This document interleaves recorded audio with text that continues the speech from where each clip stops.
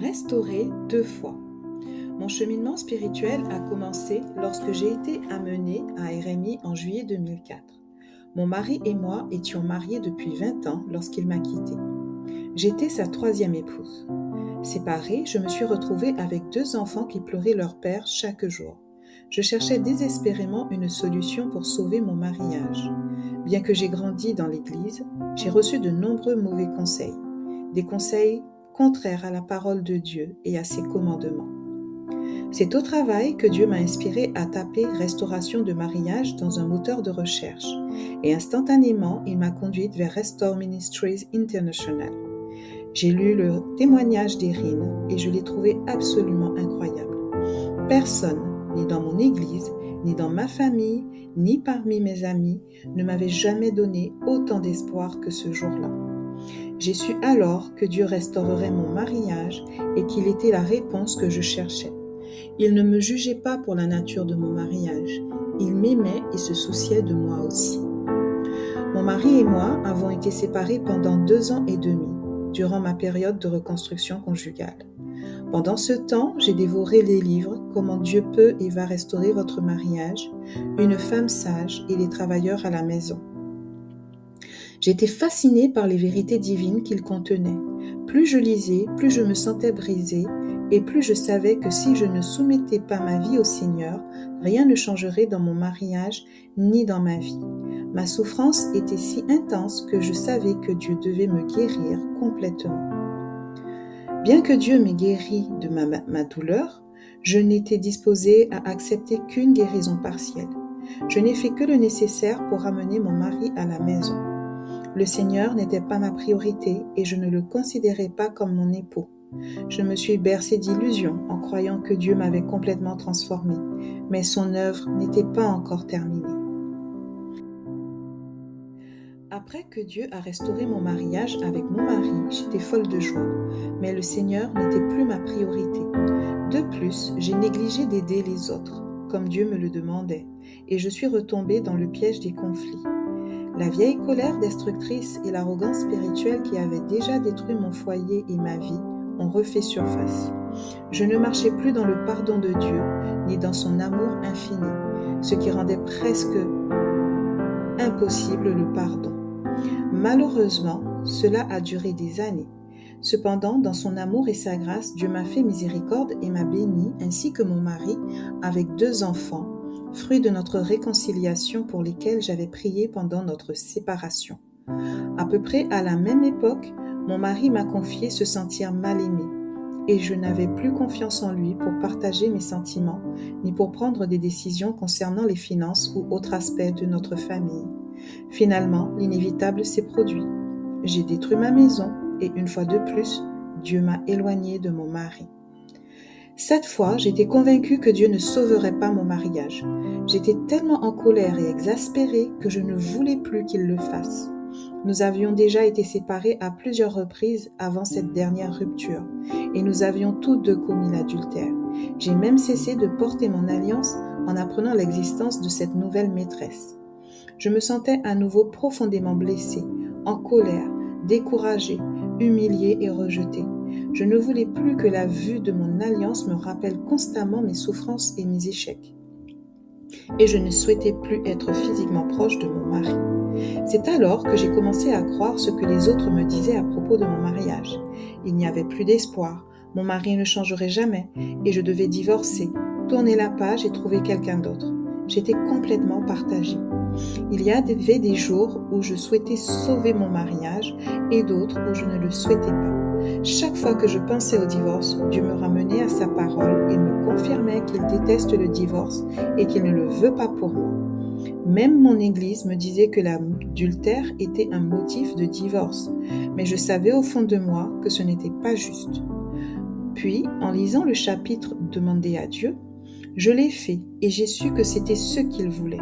Je ne savais pas exactement ce que je voulais, mais je me souvenais de la paix et de l'amour que j'avais ressenti lorsque je m'étais rapprochée du Seigneur pour la première fois au cours de mon chemin spirituel, et je désirais retrouver cette sensation. Mes 2 aînés étaient furieux de la séparation et les 2 plus jeunes étaient perdus. Ni ma famille ni mes beaux-parents ne souhaitaient que nous restions mariés. D'ailleurs, mes beaux-parents étaient restés amis avec la seconde épouse de mon mari. Pourtant, je désirais ardemment le bonheur de notre famille et la victoire sur tout ce que le malin tentait de nous imposer. J'avais perdu espoir de voir mon mariage se reconstruire, d'autant plus que j'avais, malgré 2 fois, commis l'erreur de revenir sur ma décision.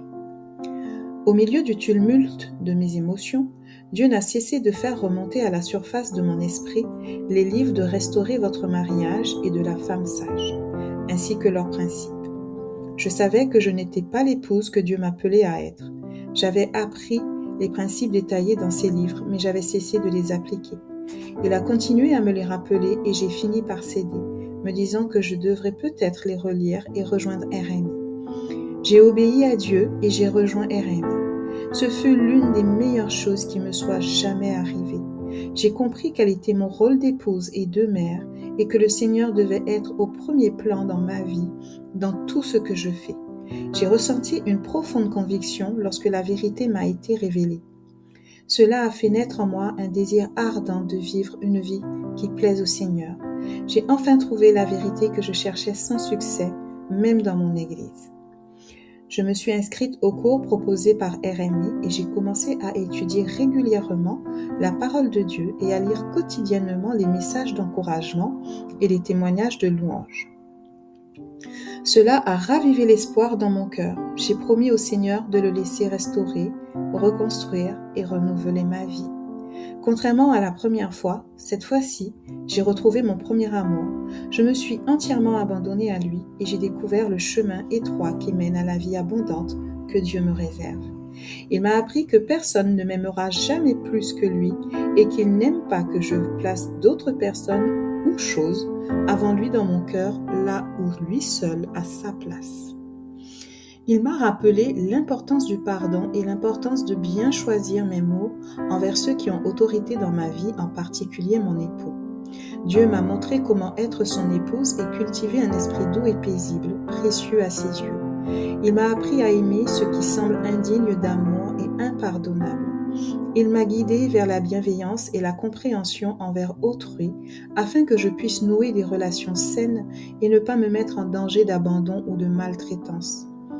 Il m'a appris à être une femme encourageante, une source de réconciliation pour les femmes blessées et la femme de Tite, Kérine et tant d'autres qui m'envoient des messages d'encouragement ont été pour moi. Le Seigneur m'a montré comment lui obéir à travers mes souffrances. Il m'a appris à lui confier tous mes soucis et tous les aspects de ma vie et à lui faire entièrement confiance. Chaque jour sur terre et pas seulement pour l'éternité. Dans les moments difficiles, Dieu m'a incité à me soumettre aveuglément, à sortir de la barque comme Pierre et à garder les yeux fixés sur Jésus, l'auteur et le consommateur de ma foi. Le Seigneur m'a appris à savourer chaque jour de mon cheminement avec lui. Il m'a montré qu'il ne me quittera ni ne m'abandonnera jamais. Dieu m'a enseigné tant de choses merveilleuses que j'ignorais et qui ne m'avaient jamais été enseignées dans mon Église. Ces merveilleuses leçons que le Seigneur m'a révélées n'ont pas été faciles à apprendre. J'ai dû constamment renoncer à moi-même et me rapprocher du Seigneur afin qu'il puisse accroître sa présence dans ma vie. Il y a eu des moments où j'ai dû témoigner de l'amour et du respect à ceux qui cherchaient à me nuire émotionnellement et spirituellement. Et c'est alors que le Seigneur m'a appris à tendre l'autre joue. Mais moi, Jésus, je vous dis, aimez vos ennemis, faites du bien à ceux qui vous haïssent, bénissez ceux qui vous maudissent, priez pour ceux qui vous maltraitent. Si quelqu'un vous gifle sur la joue droite, tendez-lui aussi l'autre. Si quelqu'un vous prend votre manteau, ne lui refusez pas votre tunique. Donnez à celui qui vous demande et ne réclamez pas à ce qui vous appartient à celui qui vous l'a pris. Faites aux autres ce que vous voudriez qu'on vous fasse.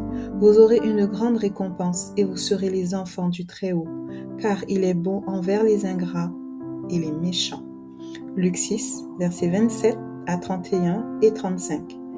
Pour la première fois de ma vie, il est devenu mon tout et je ne me souciais plus des choses terrestres, y compris de mon mariage. J'étais heureuse de vivre une vie de célibat. Comme Erin et tant d'autres femmes de ce ministère l'ont exprimé, elles aussi sont parvenues à accepter cette vie, seules avec leur époux céleste. Je ne pensais plus à mon mariage ni aux infidélités de mon mari. Je me concentrais sur le Seigneur et ses promesses.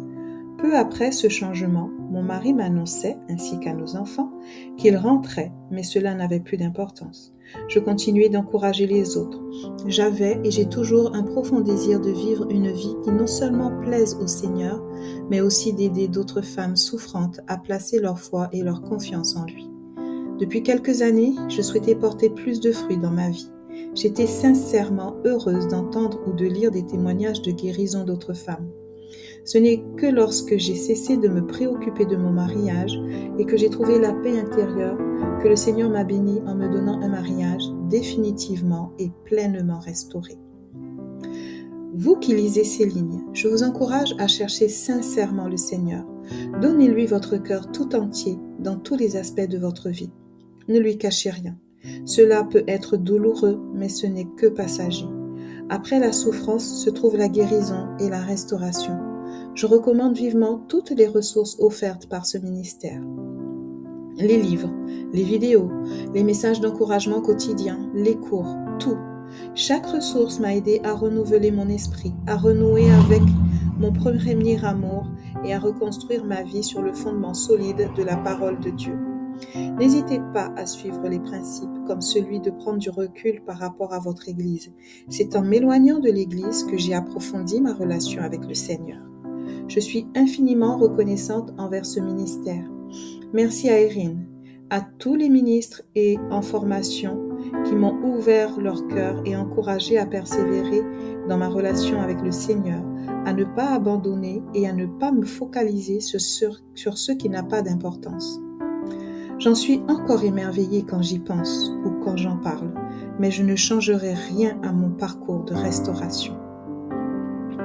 Mon plus grand désir est que Dieu m'utilise pour aider d'autres femmes souffrantes, y compris mes filles, afin qu'elles ne bâtissent pas leur vie sur le sable mouvant des mensonges du monde concernant leur rôle d'épouse, de mère et d'enfant du roi. Je ne veux pas me contenter d'aller à l'église où je n'entretiens pas une relation intime avec le Seigneur.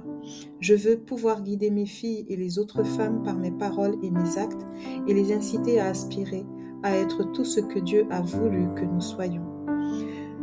Le Seigneur a mis dans mon cœur le désir d'être une épouse pieuse, d'honorer mon mari et d'être l'aide précieuse qu'il a voulu que je sois.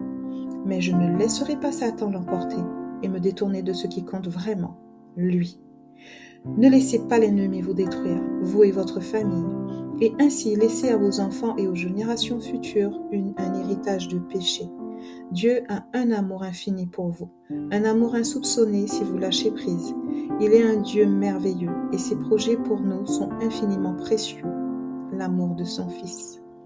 Le Seigneur veut et mérite d'être le premier dans nos cœurs et dans nos vies. Nous avions jusqu'ici confié cette place à nos conjoints, à nos enfants, à notre travail, voire à notre Église, et rien ne nous a comblés.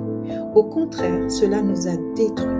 Je vous encourage à donner votre cœur au Seigneur et à vous abandonner totalement. La vie qu'il vous réserve vous émerveillera. Rita, en Louisiane, restaurée, et ministre qui travaille à Aide Maritale.